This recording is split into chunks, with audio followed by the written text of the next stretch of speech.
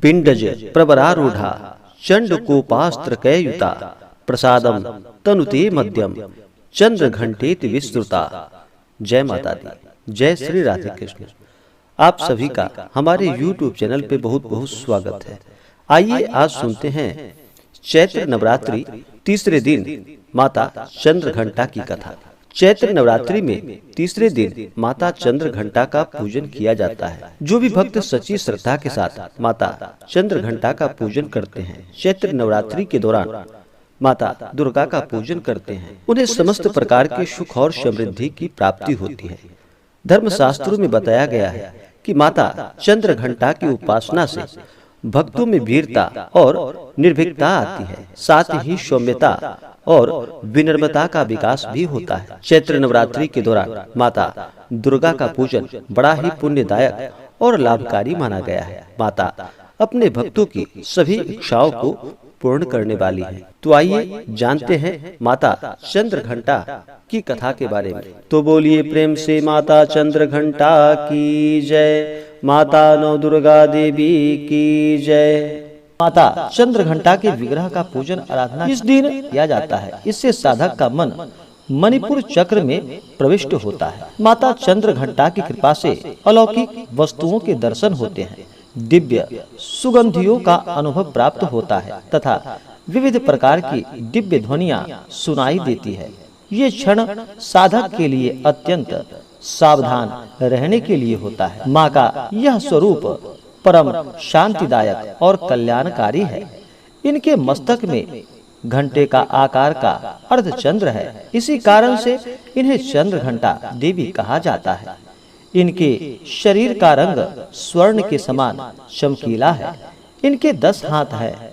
इनके 10 हाथों में खड्ग आदि शस्त्र तथा बाण आदि अस्त्र विभूषित है। इनका वाहन सिंह है। इनकी मुद्रा युद्ध के लिए उद्यत रहने की होती है। माता चंद्र घंटा की कृपा से साधक के समस्त पाप ताप नष्ट हो जाते हैं और सभी बाधाएं विघ्न नष्ट हो जाती है। इनकी आराधना श्रद्धा फलदायी है। माता भक्तों के कष्ट का निवारण शीघ्र ही कर देती है। इनका उपासक सिंह की तरह पराक्रमी और निर्भय हो जाता है। इनके घंटे की ध्वनि सदा भक्तों को प्रेत बाधा से रक्षा करती है। इनका ध्यान करते ही शरणागत की रक्षा के लिए इस घंटे की ध्वनि निनादित हो उठती है।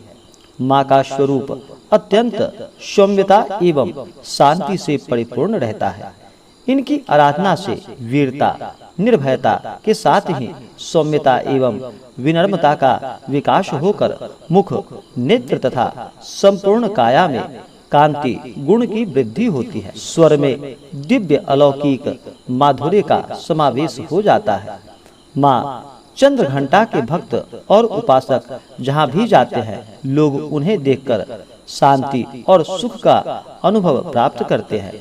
माँ की आराधना से शरीर के दिव्य प्रकाश युक्त परमाणुओं का अदृश्य विकिरण होते रहता है।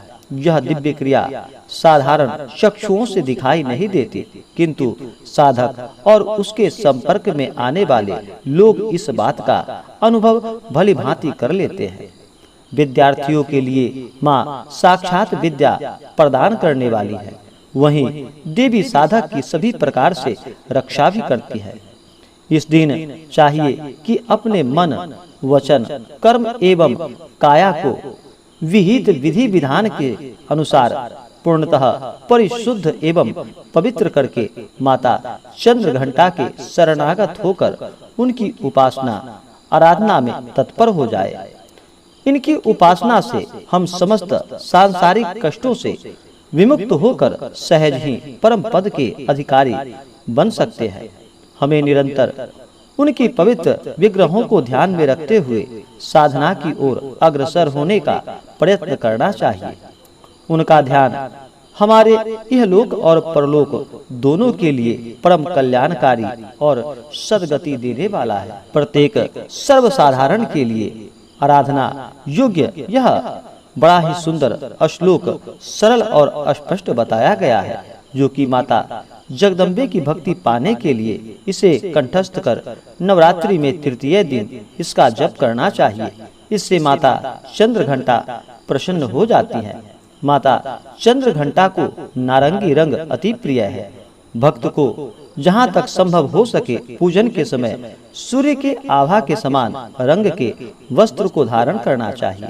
इस दिन या देवी सर्वभूतेषु मां चंद्रघंटा रूपेण संस्थिता नमस्तस्यै नमस्तस्यै नमस्तस्यै नमो नमः इस मंत्र का जप करना चाहिए। इसका अर्थ कि हे मां सर्वत्र विराजमान और चंद्रघंटा के रूप में प्रसिद्ध अम्बे, आपको मेरा बार बार प्रणाम है, या मैं आपको बारंबार प्रणाम करता हूँ। हे मां मुझे सब पापों से मुक्ति प्रदान करे। इस दिन सावली रंग की ऐसी विवाहित महिला जिनके चेहरे पर तेज हो, उनको बुलाकर उनका पूजन करना चाहिए।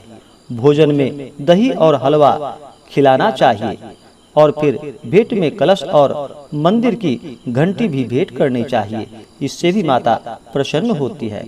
जो भी सच्ची श्रद्धा के साथ नवरात्रि के दौरान 9 दिनों तक माता दुर्गा की आराधना करते हैं 9 रूपों की, तो माता अवश्य ही अपने भक्तों की सभी इच्छाओं को पूर्ण करती है। तो बोलिए प्रेम से चंद्रघंटा माता की जय, नवदुर्गा देवी की जय। इसी प्रकार से जो भी भक्त सच्ची श्रद्धा के साथ नियम और निष्ठा के साथ माता चंद्रघंटा का पूजन करते हैं, नवरात्रि का व्रत करते हैं, माता दुर्गा का पूजन करते हैं, माता उनके सभी मनोकामनाओं को पूर्ण करती हैं तथा सुख और समृद्धि का आशीर्वाद प्रदान करती हैं। चैत्र नवरात्रि के व्रत में नियमों का पालन करना चाहिए। इन दिनों ब्रह्मचर्य का पालन करना चाहिए।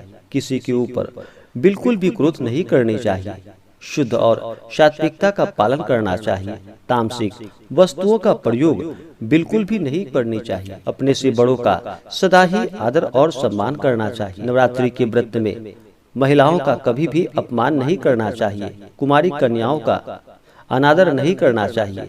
ये सब माता शक्ति का ही रूप मानी गई हैं और माता सभी जीवों में चेतना रूप में वास करती हैं। इसीलिए कभी भी किसी का अपमान नहीं करना चाहिए। सदा ही धर्म का आचरण करते हुए व्रत को करना चाहिए और व्रत के लिए मन में कभी संशय भी नहीं रखनी चाहिए। श्रद्धा, भक्ति, भाव और विश्वास के साथ व्रत को करना चाहिए और पूजन करना चाहिए।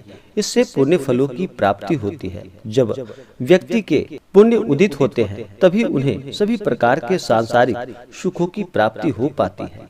तो आशा करता हूँ कि यह जानकारी आपको अच्छा लगा हो।